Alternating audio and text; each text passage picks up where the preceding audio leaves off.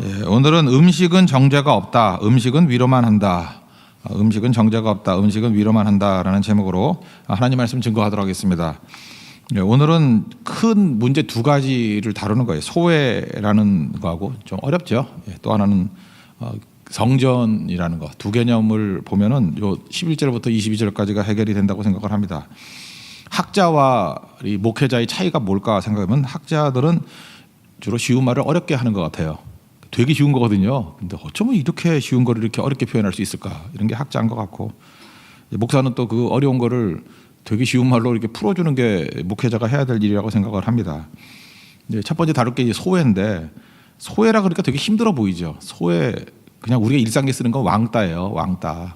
왕따가 소외거든요. 소외, 이탈. 지금 이 에베소서 2장 11절 이하를 제일 잘 설명한 사람 중에 한 사람이 신학자 가운데 폴 틸리라는 사람이 있습니다. 폴 틸리 들어보셨나요? 실존주의 신학자다 그러기도 하고 뭐 존재 신학자 이러기도 하는데 내용은 너무너무 간단해요. 인간의 문제가 소외의 문제다. 이게 되게 말이 어려운 것 같지만 이거예요. 하나님이 계시는데 하나님과 함께 있었잖아요. 하나님이 본질이죠. 그러니까 하나님과 우리가 같이 있다가 우리가 떨어졌어요. 왜 떨어졌죠? 죄로 인해서 떨어졌어요. 그래서 인간이 불안하다는 거예요. 소외가 돼가지고 이탈돼가지고. 그러니까 이걸 부모를 떠난 아이들하고 비교한 거예요. 깐나는 게 아니지만 한 5, 6살 된 애가 엄마 없으면 얼마나 불안하겠어. 엄마하고 소외되니까, 그러니까 이탈되니까, 왕따되니까. 그래서 느끼는 감정이 두 가지라는 거예요. 불안감과 두려움. 그래서 모든 인간은 하나님으로부터 떠나 있기 때문에 누구나 다 불안감을 가지고 있고 누구나 다 두려움을 가지고 있다. 이제 표현하는 행태만 틀리다는 거예요. 어떤 사람은 교만해가지고 나는 부족함이 없어. 그런 애 있잖아요. 5살 애가 엄마도 없는데 나는 꿋꿋하게 잘 살 수 있어.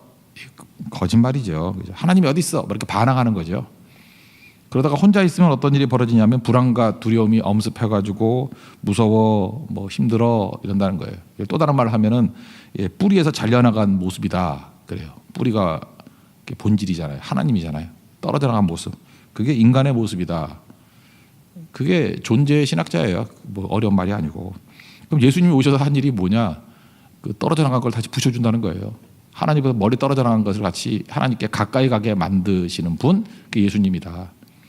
그래서 폴 틸리는 소외의 문제를 다뤘다 그러는데 뭐 아무것도 아니에요. 왕따된 인간이 다시 하나님 화해하고 만나는 이야기라는 것입니다. 그래서 오늘 12절이 이 소외된 인간, 이탈된 인간, 왕따당한 인간의 모습을 12절에 이렇게 표현하잖아요. 그리스도 밖에 있었고 그 다음에 이스라엘 나라 밖의 사람이라. 그래서 언약에 대해서는 외인이다. 이게 왕따잖아요. 그렇죠?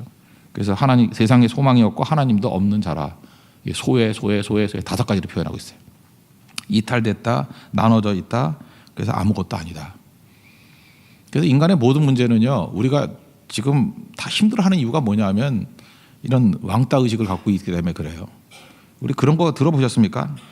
산업이 이게 발달되다 보니까 옛날에는 여자분들은 소외가 안 되죠. 이렇게 음식 하다가 먹죠. 안 먹어요? 나는 안 해봐서 잘 모르는데 먹을 것 같은데 이렇게 막 고기 굽다 맛있으면 먹죠. 왜 대답을 안 해요? 뭐 안 먹습니까? 먹잖아요. 그러면 음식 만드는 사람과 음식이 소외가 안 되죠. 그냥 먹기도 하고 내가 만든 음식이니까 먹기도 하고 주기도 하고 막 그러는 거 아니에요. 그런데 이게 유리가 돼가지고 뭐 공장제로 간다 그러면 자기가 만든 음식인데 자기가 못 먹을 수 있잖아요. 그게 이제 소외됐다 그러죠. 소외됐다. 뭐 그런 거죠. 대표적인 게 명품 만드는 사람이 그럴 것 같네요. 뭐 핸드백 하나에 뭐 한 500만 원짜리를 만든다고 합시다. 근데 자기가 맨날 만든 거예요. 만든 건데 자기는 쓸 수가 없는 거야. 그죠? 이렇게 유리가 돼가지고. 제3세계 뭐 이렇게 뭐 몇 달 안 받고 일하는 사람들이 그렇잖아요. 나이키 이런 거 만들었는데 자기는 신지 못하죠. 이게 소외가 되는 거죠. 물질과의 소외. 그렇게 되면 안 된다는 거죠. 이게 연결이 돼야 된다는 거. 교회도 소외가 이루어질 수 있죠. 예를 들어서 헌금은 해요. 성교 헌금을 하는데 그게 그 성경이 어떻게 쓰여지는지를 모르는 거예요. 그러면 이게 선교에서 소외가 되는 거죠. 그래서 좋은 교회는 어떤 교회냐면 헌금한 것이 어떻게 쓰여지는지를 느끼고 체험하고 알 수 있는 거. 선교 현장에 가는 거죠. 아니면 또 간증을 하든지 아니면 소개를 한다든지. 그래서 우리가 이게 동참하고 같이 있구나. 근데 이게 밀실에서 이루어져가지고 뭐 하는지 뭐 몇 사람만 알고 아무도 모른다 그러면 이게 소외가 되는 거죠. 뭐 이런 게 뭐 한두 가지입니까? 강아지 공장이라는 거 아세요? 강아지를 애완견들 많이 키우니까 막 이렇게 묶어놓고 막 그 번식만 시킨다면서요. 그 비인간적이라 그럴 수 없지. 개니까 비견적이 뭐 그래야 되나? 개답지 않은 인생을 살게. 동물의 뭐 권리 그런 얘기도 하잖아요. 그렇게 하면 안 된다는 거 아닙니까? 왜 네팔 갔더니 삼겹살이 맛있었나 생각하니까 거기는 사료를 안 먹인대요. 왜냐하면 사료가 더 비싸서. 그러니까 막 뛰어놀면서 행복한 돼지니까 우리도 행복해져요. 얼마나 부드러운지. 씹을 일이 없어요. 그냥 녹아요 입에서. 지금 과장이고 하여튼간 그래요. 그런 거죠. 그러니까 소의 문제는 이게 뭐 전체를 다 설명할 수 있다는 것입니다. 그래서 이거 갖고 뭐 제가 대학 다닐 때는 이거 갖고 4년 내내 소의 문제만 연구한 사람도 되게 많아요. 신학도 그렇고 모든 학문에 있어서 인간의 이 소의 문제가 이게 가장 큰 문제라는 것입니다. 교회 안에서도 그래요. 우리 같이 성교 많이 가는 교회 있잖아요. 성교를 안 가신 분들은 소외가 되는 거예요. 소외감을 느끼죠. 성교가 뭔지도 모르고 이거 뭐 가기만 하면 맨날 성교 가고 난 못 가니까 죄의식도 느끼고 그런 문제가 되는 거죠. 소외가 안 되기 위해서는 기도로 동참시키고 뭐 헌금으로 동참시키고 정보를 나누는 걸 통해서 간증을 나누는 걸 통해서 소외되는 것이 없게 만드는 거. 그게 너무너무 중요한 거죠. 사회가 이렇게 부자만 됐다고 다 좋은 게 아니라 소외되면 힘들어지는 거예요. 그러니까 지금 우리 빈부격차라는 게 뭐 딴 겁니까? 소외됐다라는 거 아니에요. 가진 사람들은 뭐 특별하게 사는 것 같고 우리는 거기 소외돼가지고 뭔지도 모르고 내용도 그래서 힘들어지는 거 아니에요? 제가 어떤 사람이 쓴 걸 보니까 이렇더라고요. 우리는 그냥 모든 게 다 소외당하고 정죄당한다는 거예요. 얼굴도 함부로 이렇게 내세울 수 없죠. 얼굴 내세우면 왜 이렇게 뚱뚱하냐, 왜 그러냐. 그냥 얼굴 갖고 정죄하는 거예요. 그냥 받아들여주지 않고. 몸 그러면 몸도 마찬가지죠. 살은 언제 빼느냐, 왜 배는 꽤 나왔느냐. 뭐 5월달에 시집가래가 그게 뭐냐. 뭐 이런 몸도 막 정죄당하는 거예요. 그러니까 자기를 드러내는 게 너무 힘든 거예요. 들어만 나면 막 정죄가 되는 거예요. 머리 그러면 머리 멍청하다. 왜 이렇게 크냐. 뭐 너 때문에 뭐 이렇게 단추 있는 거 만들었다 티셔츠도 뭐 그러면서 그죠. 난 라운드가 좋은데 막 이렇게 정죄하는 몸도. 삶도 마찬가지예요. 네 인생은 최악의 삶이야. 그러니까 항상 정죄하는 거예요. 근데 마지막에 이렇게 얘기하더라고요. 자기는 음식이 좋대요. 음식만 나를 위로한대요. 오늘 제목이에요. 그래서 많이 힘들었지. 많이 먹어. 음식은 정죄 하나잖아요. 그래서 우리가 잠깐만 먹는가 봐. 위로받는 데는 음식밖에 없다라는 거예요. 그래서 저는 이런 생각을 해봐요. 교회가 좋은 교회가 되려고 그러면 모든 성도가 내가 음식같이 살아야지. 그러면 제일 좋아요. 그냥 내가 가지고 있는 모든 영역을 다 동원해서 음식을 만들어서 먹게 만들어주는 거예요. 아니 뭐 배고픈 사람한테 뭐 물을 거 뭐 있어요. 왜 배고프냐. 이렇게 말할 것도 없잖아요. 그냥 갖다 주면 먹잖아요. 자기가 알아서. 그게 음식이에요. 정죄 없이 위로해 주는 거 그게 음식이라고. 음식 같은 모습의 교회 참 너무 좋은 것 같아요. 제가 조금 전에 나는 재밌어서 얘기를 했는데 별로 안 웃기는가 봐. 제가 원래 제목을 이렇게 삼으려고 그랬어요. 기분이 저기압일 때는 반드시 고기 앞으로 나아가야 된다. 그런 거 안 웃겨요? 여러분 웃네. 여러분 참 마음이 청결한 자예요. 어린애 같아요. 천국이 여러분 것일 것 같아요. 그죠? 아까 그 강박한 사람은 안 웃더라고. 요즘에 베지테리언도 많은데 그거 누가 웃겠어요. 그런데 회개하시오. 묻잖아. 예, 그죠?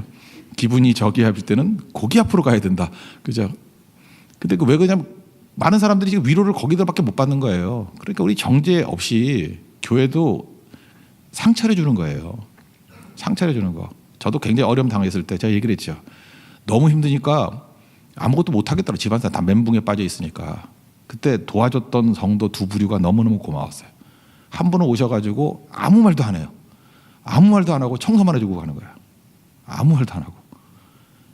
그 상태가 안 좋으면 이제 청소 못 해요. 그 환경이 더러워지면 더 눌리거든요. 힘이 없으니까. 근데 청소만 해주고 가는데도 뭐 얼마나 걸리지 않아요. 15분? 20분? 근데 그게 그렇게 지금도 기억이 나요. 고맙고. 그리고 또 한 번은 오시진 않으지만 이렇게 반찬 싸줘요. 뭐 밥은 어떻게 대충 말했지만 반찬이 없잖아요. 그 반찬 해줬는데 그게 그렇게 위로가 돼요. 뭐 백날아서 뭐 기도해주고 뭐 딴 거 해준 건 기억이 잘 안 나는데 청소와 반찬은 기억이 나는 거예요. 그게 내용이 뭘까? 어떻게 음식이에요, 음식. 똑같은 거잖아요. 정죄 없이 위로해 주는 거. 그래서 성경을 보니까 하나님께서 우리를 식탁에 초대한다는 얘기가 되게 많잖아요. 구약에도. 그죠? 시편 23편 보면 내 앞에 상을 베푸신다고 식탁을 차려놓고 정죄 안 하잖아요. 그냥 먹으라 그러고. 말 안 하잖아요. 부활의 주님께서도 제자들 찾아와서 하는 일이 뭐예요? 식탁 차려놓고 말 안 하잖아요. 먹여주고. 그게 진짜 위로라는 것입니다. 그러니까 소외를 깰 수 있는 길은 이거예요. 정죄는 우리를 더 소외되게 만들어버려요. 근데 예수님이 친히 자기 몸을 들여서 우리를 먹이시잖아요. 그게 성찬식 아니에요. 피는, 그죠? 그 포도주로 상징하는 피, 떡으로 상징하는 살, 우리 위해서 다 내어주셨잖아요. 그러니까 우리도 그렇게 살라는 거죠. 말 없이 위로하는 인생을 사는 거, 그게 진정으로 중요하다는 것입니다. 그래서 하나님으로부터 떨어져서 우리 인간은 근본적으로 뭐 죄 때문에, 허물 때문에도 있지만 불안감과 두려움이 다 있어요. 100%다 있다고 해요. 혼자 있을 때는 다 느껴요. 인간이 하나님 없이 떨어져 있으니까. 그래서 예수님이 오셔서 하신 일이 뭐예요? 그걸 화해시키고 소외를 깨버리시고 왕따를 깨버리시고 주님 앞에 나아가게 만드셨어요. 13절 보세요. 전에 멀리 있던 너희가 그리스도 예수 안에서 그리스도의 피로 가까워졌느니라. 왜 가깝다 그런지 아시겠죠? 이게 소외거든요. 왕따된 것을 가까이 화해시키시고 하나 되게 만드셨다. 엄마 없이 살아가는 5살짜리를 엄마 만나게 해줬다. 그러니까 뭐가 사라져요? 불안이 사라지고 두려움이 사라지게 되더라. 그래서 예수님 그거 하셨다는 얘기를 또 강조하잖아요. 14절 보니까 화평이 되신지라. 그 원수된 것, 둘로 하나를 만들었다. 이 둘로 하나라는 단어가 세 군데 나와요. 14절에 둘로 하나, 15절에 둘로 자기 안에서 한 세 사람, 18절에 보니까 우리 둘이 한 성령 안에서 둘로 하나. 그래서 뭐 선교단체가 그런 데 있대. 둘이 하나 뭐 이런 것도 있대. 둘이 하나. 그죠? 이게 여기 나온 거예요. 이게 소외를 깨버린다는 거예요. 예수님이 오셔서 한 일이 뭐냐면 하나 되게 만드셨다라는 거. 세상의 악한 종교, 악한 구조는요 다 나누는 거예요. 유대교의 대표적인 게 그거 아니에요. 가르는 거 아니에요. 뭐 여인애들, 이방인애들 뭐 가르고 성소와 지성소를 가르고. 예수님이 하신 일이 뭐예요? 그 갈라진 거를 다 뚫고 소외된 것들을 하나 되게 만든 거죠. 그러니까 이게 예수님이 하신 일이니까. 하나님과 우리가 원수되었잖아요. 그 하나님과 우리가 갈라진 걸 예수님의 피로 말미암아 하나 되게 만들었잖아요. 히브리서 10장에 나오잖아요. 그 지성소 성소를 가르신 거, 예수의 피를 힘입어 성소에 들어갈 담력을 얻게 됐다고. 우리 위에서 휘장 가운데 놓으신 그 휘장을 찢어버리고 새롭고 살 길을 우리 열어주셨다고. 그 휘장은 예수님의 육체라고. 육체를 찢으시다 하나님께 나아갈 수 있는 길, 소외된 길, 왕따된 길을 마구 깨버리시고 하나 되게 만드셨다고. 그게 예수님이 하신 일이라는 것입니다. 그래서 여러분들이 자기 자신이 누려야 될 게 뭐냐면, 잘 보세요. 여러분 지금 불안한 게 있죠. 두려운 게 있죠. 그 왜 그래요? 폴 틸리 표현에 의하면 그 사람 말 아니래도 알잖아요. 하나님으로부터 소외됐기 때문에 그래요. 그러니까 하나님과 화해가 이루어지지 않은 사람은 누구나 불안한 거예요. 두려운 거예요. 그 뿌리를 자기도 모를 수 있어요. 근데 그것 때문에 그래요. 그러니까 하나님과 관계가 원만해지면은 그때부터 두려움이 사라지고 확신이 생기고요. 불안이 사라지고 기쁨이 오는 거예요. 평안이 오는 거예요. 이 관계가 이루어지는 것이 중요하다는 것입니다. 그러면 그때부터 이제 수평적으로도 이루어지겠죠. 형제 자매들 사이에서도 화해케 만드는 자. 화해케 만드는 자가 뭐예요? 피스메이커가 소외를 깨는 자다, 그런 뜻이죠. 그래서 그 16절에 보니까 화목제물이라는 표현이 있어요. 화목하게 하시려고. 둘로 하나 화목하게 하시려고. 5대 제사가 있는데 레위기 1장부터 5장까지 보면 5대 제사가 나와요. 그중에 화목제가 있는데, 화목제의 특징이 뭐냐면 화목제는 그 제물을 그날 밤 안에 다 먹어야 돼요. 말이 어려우면, 예를 들어서 앞에 있는 어떤 성도님께서 이제 화목제를 드렸어요. 황소 한 마리를 드렸어요. 황소 한 마리가 500kg라고 합시다. 500kg짜리. 근데 화목제물만은 하나님께 드리는 걸 일부 드리고 같이 먹어요. 제가 볼 때 500kg라 그러면 뭐 한 50kg 정도를 뭐 드릴 거야. 이렇게 태워서 드리고. 그러면 450kg를 먹어야 돼. 한 4식구쯤 되죠? 4식구가 450kg를 먹을 수 있어요, 없어요? 이해가 안 돼요? 자기도 100kg 안 되잖아. 그 100kg씩 어떻게 먹어요? 그래도 50kg 남잖아요. 450kg를 하루 저녁에 먹어야 된다니까. 그냥 태워서 번제로 드린다 그러면 좋지요. 그러니까 다 태우면 태울 수 있지만 그거 한 10분의 1 정도만 태우고 나머지는 먹어야 돼요. 그럼 어떤 일이 벌어지죠? 동네 사람 다 모으겠죠. 안 오면은 제발 좀 와주세요 그러고. 그럴 때 있잖아요. 여러분이 뭐가 이렇게 뭐 음식이 많거나 그럴 때 막 이렇게 나눠줘야 되잖아요. 그래서 이 제한을 두는 게 되게 중요해요. 오늘 밤에 다 먹어야 돼요. 그러면 그때부터 잔치가 벌어지고 원수되었던 사람들이 먹으면 화해가 다 이루어져요. 이게 화목제예요. 저는 우리 삶 가운데 이게 꼭 필요하다고 생각을 합니다. 저축이 중요하기도 하지만 저축이 우리를 병들게 만드는 거 아세요? 저축이라는 게 그게 탐욕일 수도 있다고요. 저축도 적당히 하세요. 좀 작작 하세요. 작작. 성경적인 사람은요, 저축도 무한대로 하는 거 아니에요. 자기 인생의 계획을 세워가지고 적정하게 해야 되는 거예요. 적정하게. 늙어 죽을 때 너무 돈이 많이 남으면 잘못 산 인생이에요. 하나님께서 많이 줬는데 왜 그걸 남겨주고 가? 다 쓰고 가야지. 어제 죽을지 모르니까 그걸 조절 못해서 약간 남을 수는 있지만 엄청 남으면 그건 범죄죠. 엄청 남으면 그게 말이 돼? 그러니까 저축이 아니라 자기 인생 가운데 이렇게 생각을 해야 돼요. 예를 들어서 나는 어느 정도가 적정선에 대해 그 저축량이다라고 생각해 놓고 뭐 그건 개인적인 신앙으로 풀어야 된다는 문제라고 생각을 합니다. 나머지는요, 시간을 정해놓고 다 쓰는 법을 배워야 돼요. 다 쓰는 법. 100만 원이 있어요. 세 사람한테 오늘 내로 다 써. 그러면 어떻게 쓸까요? 셋이서 뭐 33만 원씩 이렇게 나눠가지고 막 쓰면 되겠죠. 근데 그렇게 쓰면 화목제가 아니라니까. 화목제의 특징은 뭐냐면 가치 있게, 또 하나는 될 수 있으면 많은 사람이 기쁨을 누리도록 해요. 그게 화목제거든요. 그럼 그때부터 피곤해지는 거야. 이제 막 생각을 막 하게 되겠죠. 어떻게 하면 이 100만 원을 많은 사람이 기쁨으로 화목하게 만든 데 쓸까? 그럼 어떤 소외된 사람 가가지고 뭐 그런 사람들 다 모여. 뭐 예를 들어서 고시원 같은 데 있는 사람들, 그 주변 사람 다 모이라 그래. 그래가지고 뭐 100만 원어치 고기를 사가지고 한 20명, 30명이 파티를 해서 마음껏 먹여준다든지. 그럼 100만 원 잘 쓴 거겠죠. 셋이서 먹는 것보다 낫죠. 그런 일들, 그걸 주기마다 해야 된다는 거예요. 그러면 여러분 인생이 진짜 deep and wide, 넓어진다는 거예요. 엄청 넓어진다는 거예요. 교회도 마찬가지예요. 교회도 자꾸 돈이 남아도는 게 그게 좋은 게 아니에요. 뭐 남아도는 게도 없겠지만 그 어느 적정선의 계획을 세워놓고 난 다음엔 제한을 걸어놓고 다 써야 된다니까요. 다 쓰면은 그때부터 사역이 넓어지고 소외가 사라져 버려요. 다 세워지게 되고. 이걸 또 잘못 써가지고 몇몇에게만 돌아가게 만들면은 쓰는 건 맞지만 화목이 되진 않잖아요. 그러니까 이게 적정량이에요. 다 쓰는데 모든 사람이 다 나눌 수 있도록. 그래서 국가도 그렇고 교회도 그렇고 균형 재정이라 그러죠. 이게 사실은 마지막에 제로가 되는 게 좋아요. 들어오고 나가는 게 제로가 되게. 실제로 그렇게 하는 교회들도 있더라고요. 그러니까 그런 교회들이 건강해지더라고요. 건강해지고. 그건 믿음이죠. 그게 화목제예요. 그래서 말씀대로 가면은 소외가 사라지게 된다. 예수님께서 오셔서 하신 일이 이 소외가 사라지고 이탈이 사라지고 왕따가 사라지게 만든 것이 하나님께서 오셔서 하신 일이었다. 그래서 19절 비전의 성취죠. 이제부터 너희는 외인도 아니요, 왕따 당했던 외인도 아니요, 나그네도 아니요, 세 가지로 얘기해요. 오직 성도들이고 시민이고 권속이다. 성도가 되었다는 거.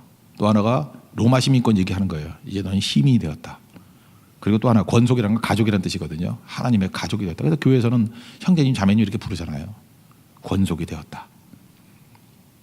그래서 예수님을 믿고 섬기는 하나님 백성들이 어느 부분이든지 소외는 이루어져요. 왜냐하면 우리 죄인이기 때문에. 우리 원초적으로 다 소외된 존재들이기 때문에. 근데 그거를 정상으로 여기면 안 되고 예수님을 중심으로 십자가의 능력을 들고 들어가서 소외는 반드시 깨고 나가야 돼요. 그건 정상이 아니에요. 소외가 존재하는 것은. 그게 교회라는 것입니다. 여러분들 화목제를 드릴 수 있는 우리 하나님의 종들, 또 예수님을 통해서 모든 소외자들이 없어지고 하나됨을 누릴 수 있는, 둘이 하나가 되는 은혜가 임하는 하나님 백성 되기를 축원합니다. 첫 번째 너무 많이 설명했네. 두 번째 성전인데, 에베소서를 보통 우리가 교회론이라 그러잖아요. 교회론이라 그러는데 교회가 뭔가를 설명하는 거예요. 근데 성경은 이미지로 이제 설명을 해요. 예를 들어서 이제 몇 장이죠? 5장 같은 데 가면은 부부라고 설명해요. 부부가 신비듯이 예수님이 신랑이고 우리가 신부고 이렇게 부부라고 묘사를 하는 거예요. 가족이라고.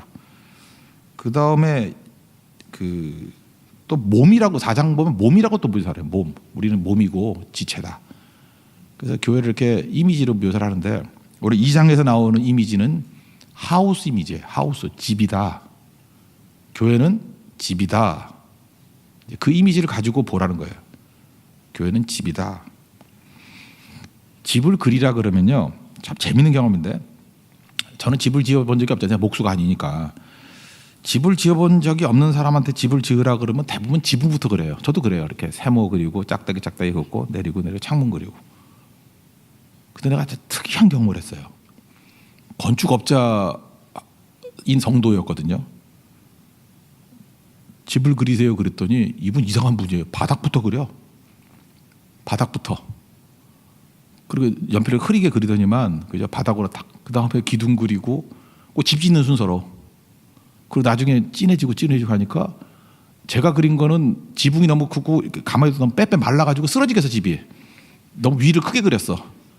근데 이분이 바닥부터 쭉 그려보니까 그냥 그림 자체가 건물이 된 것 같아요. 너무 안정적이야. 그래서 그분이 버리려고 그랬는데 달라 그래서 기념으로. 이게 되게 중요한 거거든요.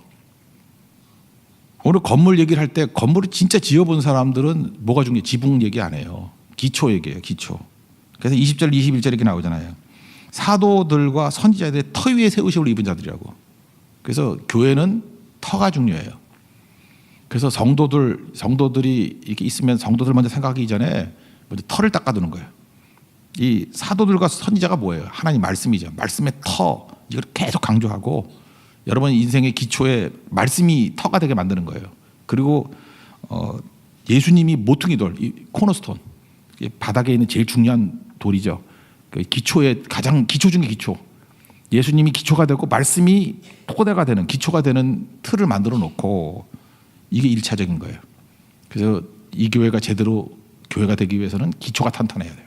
기초는 예수님 모퉁이 돌이고 말씀이 기초가 되는 교회. 그리고 두 번째 필요한 게 뭐예요?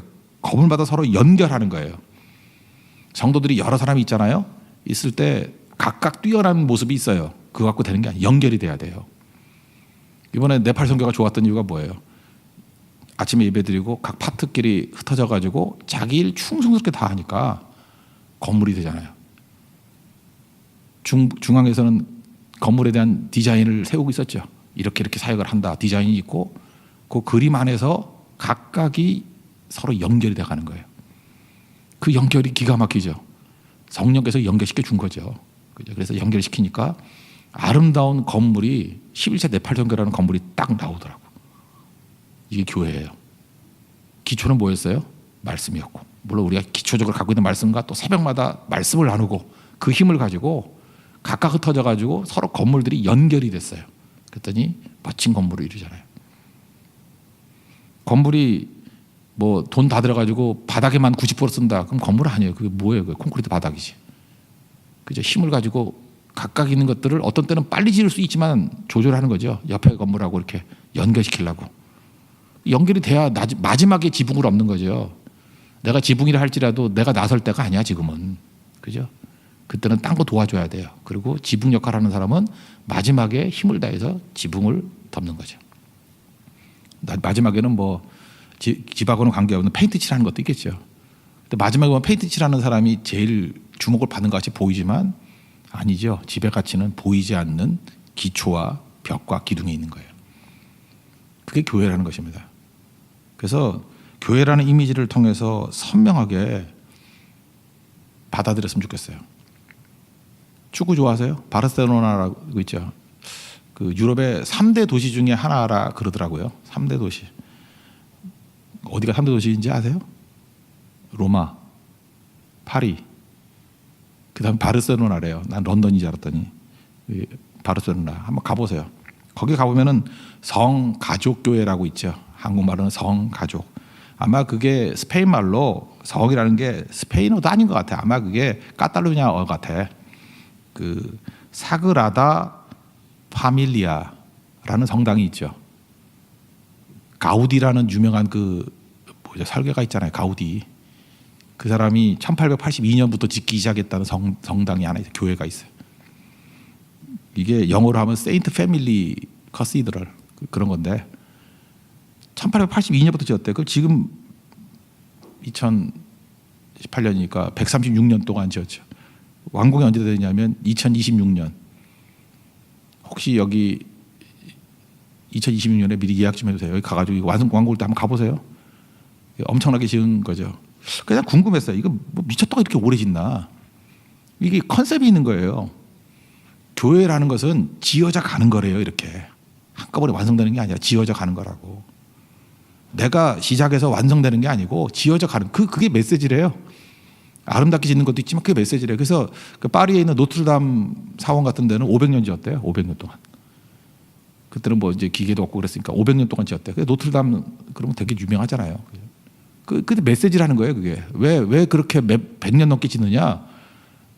이게 지어져 가는 과정이고 여러 성도가 힘을 합쳐서 교회는 세워져 가는 거기 때문에 그게 교회예요. 그래서 내가 뿌리고 거두는 게 다가 아니고 심는 자 있고 거두는 물 뿌리고 물 주는 자가 있고 그러나 하나님이 자라게 하신다. 이 고린도서 3장에 나오는 말씀 그거가 교회예요. 건물 짓는 거거든요.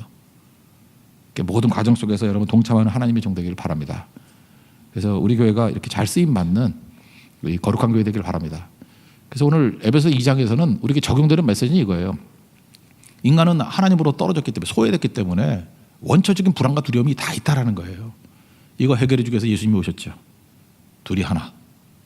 그래서 우리도 해야 될 사명이 뭐냐면 소외를 깨는 거예요. 우리는 이미 그 길을 알잖아요. 무기가 있잖아요. 예수님을 중심으로 우리 불안과 두려움이 사라지는 소외가 사라지는 것으로 가게 만들어야 되고 형제 자매들끼리 화목제를 드려야 된다는 거예요. 우리에게 주어진 은사, 물질 다 통해서 소외된 것이 없게 만드는 것이 우리 사명이다. 또 하나는 우리는 교회로 부르심을 입었잖아요. 그죠? 그래서 예수님이 코너스톤이고 말씀이 기초고 각각 건물이 연결돼야 돼요. 나도 잘 살아야 되지만 우리 형제 자매들이 잘 사는 게 얼마나 중요한데요. 여러분들 성도들이 각각 잘 서 있어야지 교회가 건강해지는 거예요. 한 사람만 잘 믿는다고 되는 게 아니에요. 이 건물이 연결돼야 되기 때문에. 그러면 좋은 교회가 세워지게 되는 거예요. 하나님 앞에 이러한 아름다운 모습이 있기를 바랍니다. 이해가 잘 안 간다고 이번 베트남 선교를 가잖아요. 제가 어제 저녁에 기도했죠. 20대 10명 정도가 더 포함되길 원합니다. 왜냐하면 그 세대에도 좀 규정이 이루어져야 되거든. 왜 그런 얘기를 왜 하죠? 이건 차별이 아니에요. 건물이기 때문에 서로 연결되려고 그러면 각각의 청년의 강점, 장년의 강점 이게 연결이 돼야 되기 때문에 그래서 그런 얘기를 하는 거예요. 왜 건물이기 때문에. 항상 그 의식을 가지고 우리도 하나님 앞에 아름다운 모습을 세워갈 수 있는 믿음의 종 되기를 축원합니다. 네, 자리에서 일어나겠습니다. 216장 찬송하겠습니다.